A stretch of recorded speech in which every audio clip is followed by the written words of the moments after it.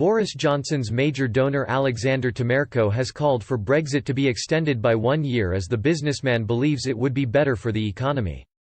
Boris Johnson has repeatedly refused to extend Brexit any further as the Prime Minister has vowed to get trade talks done by December 31, 2020.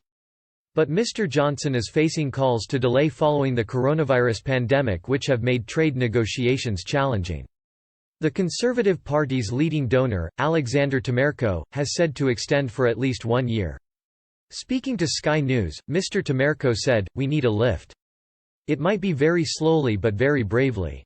We definitely need to open businesses, maybe restaurants and hotels, and return business to construction. That is very important today. On May 7, we need to start lifting the lockdown."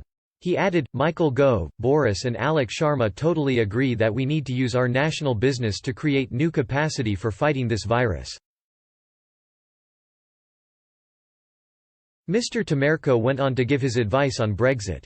He said, "We don't know what kind of rule will be when we leave Europe. If we leave Europe, the situation will be tougher. My advice is to extend for 1 year. It's not to continue the Remain idea, I think it would be better for the economy." Zoom drinks and informal chats could be the way of breaking the post-Brexit trade deadlock, according to insiders. The first 2 rounds of trade negotiations between the UK and European Union teams have so far been conducted online via video conferencing due to the coronavirus pandemic. But insiders said that while there were efficiency benefits to online working, the ability to take people off for a coffee and talk stuff through had been lost without face-to-face contact.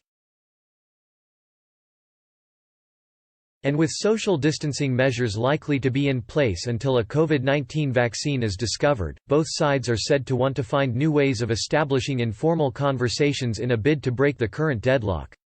Briefing reporters on Thursday about the progress of the virtual talks, a source close to the UK negotiating team said, "The downside is you can't take people off for a coffee and talk stuff through and have the informal discussions. We'll have to find ways of replicating that. We'll have to do it by video conference, by phone and by other ways, and we're going to have to be tolerant of each other. Obviously it is still possible to have the conversations, what's more difficult to replicate is the atmospherics. But that doesn't mean you can't do it, and we will aim to do it over the next couple of months."